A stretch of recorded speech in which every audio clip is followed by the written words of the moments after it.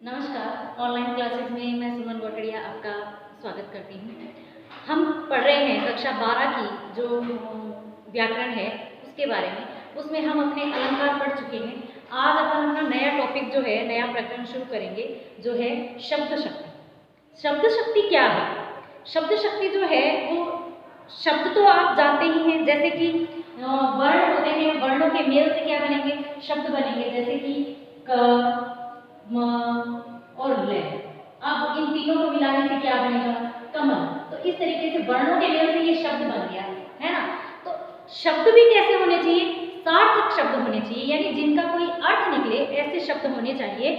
तो शब्द के जिस अर्थ से क्या निकले, कोई ना कोई अर्थ ग्रहण किया जाए, और जिस माध्यम से वो अर्थ ग्रहण किया जाता है वो माध्यम क्या कहलाता है? शब्द की शक्ति कहलाता है। तो शब्द शक्ति की परिभाषा हमारी हो चुकी है, जैसे कि शब्द के अर्थ को जिस माध्यम से ग्रहण किया जाए वह माध्यम शब्द शक्ति कहलाता है। काव्य शास्त्र जो अपना ग्रंथ हुआ है, भारतीय जो काव्य शास्त्र है उसमें अपना एक काव्य प्रकाश ग्रंथ हुआ है जिसको आचार्य मम्मट ने लिखा है। उन्होंने इन शक्तियों को 3 भागों में बांटा है, और वो भाग जो हैं उनको उन्होंने नाम दिया है वाचक, वाच्य, लक्ष्य और व्यंग्य। 3 प्रकार से उन्होंने इस शक्ति को या इन प्रकारों को, इन अर्थों को बांटा है। 3 प्रकार से बांटा है।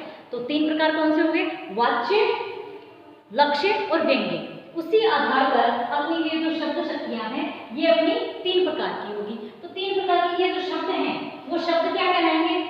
वाचक, लक्षक और व्यंजक। और इनसे निकलने वाला जो अर्थ है, वाचक से निकलने वाला अर्थ कहलाएगा वाच्यार्थ, यानी कि अभिधेयार्थ भी कह सकते हैं इसको, साधारण अर्थ भी इसको हम बोल सकते हैं।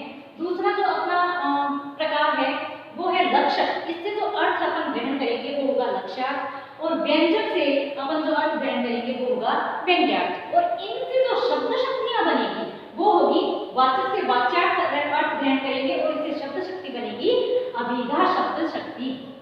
लक्षक से जो अर्थ हम ग्रहण करेंगे लक्ष्यार्थ, उससे जो शब्द शक्ति बनेगी वो होगी लक्षणा शब्द शक्ति। और तीसरा व्यंजक से जो हम अर्थ ग्रहण करेंगे व्यंग्यार्थ, उससे जो शब्द शक्ति बनेगी वो होगी व्यंजना। कहने का मतलब ये 3 प्रकार अपने शब्द शक्ति के होंगे।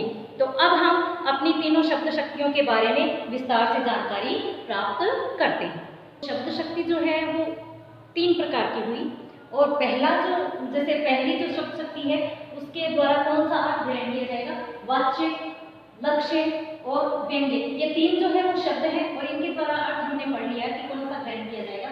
वाच्य से वाच्यार्थ, लक्ष्य से लक्ष्यार्थ और व्यंग्य से व्यंग्यार्थ। ठीक है। तो वाच्य क्या होता है? जहां वक्ता द्वारा या कहने वाले के द्वारा जो बात कही जा रही है उसका सीधा सीधा वही अर्थ हो, यानी वक्ता द्वारा बोला गया सीधा अर्थ वाच्य कहलाता है। और लक्ष्य क्या होता है? जहां लक्षणों के आधार पर अर्थ ग्रहण किया जाता है, यानी बात सीधी नहीं कह करके उसके लक्षण प्रकट किए जाते हैं और लक्षणों के माध्यम से उस बात का अर्थ निकलता है, अर्थ ग्रहण किया जाता है, वो हो गया लक्षण। और तीसरा अपना है व्यंग्य, जहां ना तो लक्षण प्रकट किए जाते हैं और ना ही बात को सीधा कहा जाता है, बल्कि कल्पना करके तीसरा ही अर्थ निकाला जाता है। तीसरा अर्थ जिसका निकलता है वो हो गया व्यंग्यार्थ। ठीक है। तो इस तरीके से हमारी 3 शब्द शक्तियां हो गई। तो पहली अपनी है अभिधा शब्द शक्ति, यानी वाच्य से जो वाच्यार्थ निकलेगा उससे अपनी शब्द शक्ति बनेगी अभिधा शब्द शक्ति। ठीक है। तो अभिधा शब्द शक्ति में क्या होगा? एक साधारण अर्थ निकलेगा, इसका कोई अलग विशेष अर्थ नहीं निकलेगा, साधारण अर्थ निकलेगा और लोक प्रचलित अर्थ निकलेगा, यानी जो चीज हम जानते हैं वही चीज हमारे सामने उसका अर्थ जो है वो बन करके प्रकट होगी, और मुख्य अर्थ का बोध होगा, यानी जो चीज कही जा रही है वही चीज सामने वाले द्वारा सुनी जाएगी या वही अर्थ उसके द्वारा लगाया जाएगा। जैसे कि इसका उदाहरण हम देखते हैं कि मोहन पुस्तक पढ़ रहा है। इसका मतलब हम इसका कोई अन्य अर्थ नहीं निकाल सकते हैं, इसमें कोई लक्ष्य प्रकट नहीं किए गए हैं, बल्कि जो चीज वहां सामने है या जो चीज हो रही है सीधा उसका साधारण अर्थ वही निकल रहा है कि मोहन पुस्तक पढ़ रहा है। ठीक है। इसका मुख्य अर्थ भी यही है। ठीक इसी प्रकार जैसे दूसरी अपनी शब्द शक्ति है लक्षणा। लक्षणा शब्द शक्ति में क्या होगा? मुख्य अर्थ में बाधा उत्पन्न होगी। अभिधा में तो मुख्य अर्थ निकलेगा, वाक्य का सीधा सीधा मुख्य अर्थ निकलेगा, यानी जो बोला जा रहा है वही उसका अर्थ होगा। लेकिन लक्षणा शब्द शक्ति में क्या होगा, बोला जा रहा है वो उसका अर्थ नहीं होकर के वो तो उसके लक्षण प्रकट किए जा रहे हैं, अर्थ जो है वो उसका बाधित होगा, उसका अर्थ दूसरा निकलेगा, लक्षणों के आधार पर निकलेगा। तो मुख्य अर्थ में बाधा होगी और इसका अर्थ जो है वो रूढ़ि पर आधारित होगा। रूढ़ यानी कि परंपराओं से जुड़ा हुआ होगा, परंपरा के आधार पर या परंपरा रूढ़ अर्थ आधारित होंगे, रूढ़ अर्थ पर आधारित होगा। ये परंपराओं से जुड़े हुए ऐसे कोई शब्द होंगे जो कि इसमें प्रयोग किए जाएंगे। इसलिए लक्षणा को दो भागों में बांटा गया है। रूढ़ि शब्दों का प्रयोग करने के कारण एक तो हो गया रूढ़ा लक्षणा और एक प्रयोजनवती लक्षणा। प्रयोजनवती लक्षणा में क्या होगा, उस बात को स्पष्ट करने के लिए कोई कारण दिया जाएगा, कोई परंपरा से जुड़े हुए शब्द नहीं होंगे बल्कि कारण बताया जाएगा, जिससे कि हमें प्रयोजनवती लक्षणा स्पष्ट हो जाएगी। तो इसमें इसके लक्षण हम इसके उदाहरण हम देखते हैं। जैसे सबसे पहले हम रूढ़ा लक्षणा का उदाहरण देखते हैं कि बड़े हरिश्चंद्र बनते फिरते हो। तो हरिश्चंद्र क्या है, सत्यवादी हरिश्चंद्र हमारी परंपरा से जुड़ा हुआ है कि उसने कभी झूठ नहीं बोला। तो उसका उदाहरण देकर के उस बात को स्पष्ट किया जा रहा है। इसका मतलब क्या है, बड़े हरिश्चंद्र बनते हो, इसका मतलब है कि तुम बहुत सच्चे हो। तो यहाँ हरिश्चंद्र का मतलब हो गया सत्यवादी, ठीक है, यानी लक्ष्य प्रकट किया जा रहा है रूढ़ शब्द के द्वारा, यानी ये अपनी परंपरा से जुड़ चुका है ये शब्द। और दूसरा अपना उदाहरण है जैसे मधु तो गाय है। तो यहाँ गाय क्या है, ये एक प्रयोजन के लिए कहा गया है, या मधु जो है वो गाय एक जानवर कैसे हो सकती है, वो जानवर नहीं है बल्कि उसमें उस गाय जो जानवर है उसके जैसे लक्षण है, यानी कि मधु सीधी सादी है। जैसे गाय को सीधा साधा और माना जाता है, वैसे ही मधु के लिए गाय शब्द का प्रयोग किया है, यानी कि उसके व्यवहार को बताया जा रहा है, उसके स्वभाव के बारे में बात की जा रही है। तो यहाँ रूढ़ा लक्षणा होगी और यहाँ प्रयोजन, यानी किसी कारणवश मधु को गाय बताया जा रहा है, यानी कि कारण प्रकट किया जा रहा है, उसके स्वभाव को बताने के लिए किसी ऐसे शब्द का प्रयोग किया जा रहा है जो कि हम उसके अर्थ के आधार पर, उसके लक्षण के आधार पर समझेंगे। और रूढ़ा लक्षणा जो है उसमें क्या होगा, जैसे मैंने आपको बता दिया है, इसका पहला जो प्रकार है लक्षण का वो है रूढ़ा लक्षणा। इसमें परंपरा को आधार मान करके शब्दों का प्रयोग किया जाएगा, यानी जो शब्द हमारी परंपरा से जुड़े हुए हैं या हमारी प्राचीन जो रूढ़ शब्द हैं, जैसे कि दूध है, ये ऊंट है, यानी जानवर का नाम, तो वो जो शब्द हम लेंगे तो उनके लिए कोई अलग अर्थ हमारे दिमाग में नहीं आएगा। जैसे सत्यवादी हरिश्चंद्र है, तो इनके लिए जो जिस चीज के लिए ये प्रसिद्ध है वही चीज हम इनके बारे में समझेंगे। और ये जो है जितने भी मुहावरे, लोकोक्तियां, जो कुछ भी है वो सारे रूढ़ा लक्षणा में आएंगी, यानी जो किसी विशेष चीज के लिए प्रसिद्ध बात है वो बात जो है वो रूढ़ा लक्षणा में ही रखी जाएगी।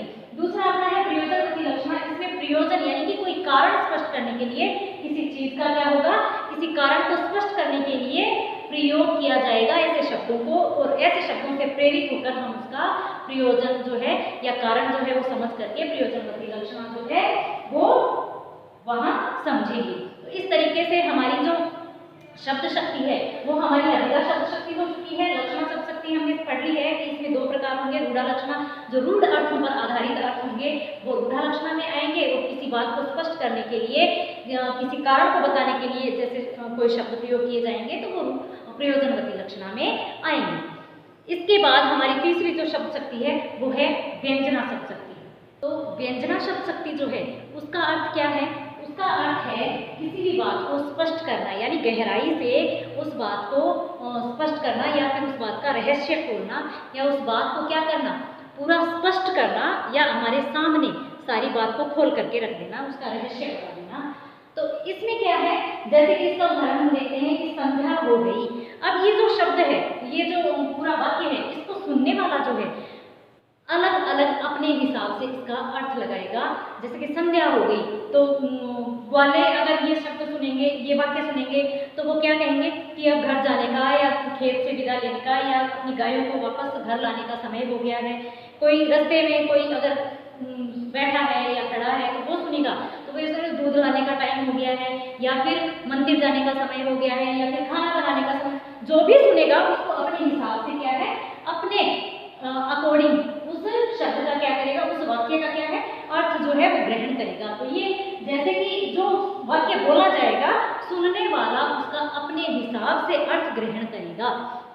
कहा कुछ और जाएगा, वाक्य कुछ और होगा, और जो भी उस वाक्य को सुनेगा वो सब, जो भी सुनेंगे वो सब क्या है, अपने हिसाब से, अपने अपने दिमाग के अनुसार, अपने अपने कार्य के अनुसार उस वाक्य का अर्थ जो है वो निकालेंगे। तो व्यंजना शब्द शक्ति है वो दो प्रकार की है, पहली है शाब्दिक व्यंजना और दूसरी है अर्थी व्यंजना। शाब्दिक व्यंजना में क्या होता है, शब्द पर आधारित होती है ये, अगर उस शब्द की जगह कुछ दूसरा शब्द रख दिया जाए तो उसका क्या हो जाएगा, अर्थ जो है या उसका चमत्कार कह सकते हैं। जैसे हमने अलंकार में पढ़ा कि शब्दालंकार और अर्थालंकार में, शब्दालंकार में शब्द जो है वो महत्वपूर्ण थे, उन शब्दों की जगह अगर दूसरा रख दिया जाए तो चमत्कार समाप्त हो जाता था। वैसे ही व्यंजना शब्द शक्ति में, शाब्दिक व्यंजना में क्या होगा, अगर उस शब्द की जगह दूसरा शब्द रख दिया जाएगा तो वो शाब्दिक व्यंजना नहीं कहलाएगी। ये अनेकार्थक जो शब्द होंगे वो यहाँ काम आएंगे, ठीक है। और अर्थी व्यंजना में क्या होगा, अगर हम उन शब्दों का कोई पर्यायवाची भी रख देंगे तो भी उस अर्थ में कोई परिवर्तन नहीं होगा, यानी वो अर्थ जो है वो हम वैसा ही ग्रहण कर सकेंगे उस वाक्य से। तो व्यंजना शब्द शक्ति में, अर्थी व्यंजना में क्या होगा, अर्थ जो है वो पर्यायवाची रखने के बाद भी उसका अर्थ वैसा ही ग्रहण किया जाएगा, उसका जो व्यंग्यार्थ है वो वैसा का वैसा जो है वो समझा जाएगा। इस तरीके से हमारी जो शब्द शक्तियाँ हैं वो पूरी होती हैं। हमारी शब्द शक्तियाँ हमने पढ़ ली कि 3 शब्द शक्तियाँ हैं, अभिधा, लक्षणा और व्यंजना। अभिधा में सीधा साधारण अर्थ निकलता है, लक्षणा में लक्षणों के माध्यम से प्रकट किया जाता है, लक्षण प्रकट किए जाते हैं जिनके माध्यम से अर्थ निकाला जाता है, और तीसरी थी हमारी व्यंजना, जिसमें ना तो सीधा अर्थ निकलता है ना ही लक्षणों के माध्यम से, बल्कि कोई तीसरा ही अर्थ सुनने वाला अपने हिसाब से निकालता है। तो यहाँ अपनी शब्द शक्ति होती है पूरी। मैं आशा करती हूँ कि आपको ये शब्द शक्तियाँ समझ में आ गई होगी। नमस्कार।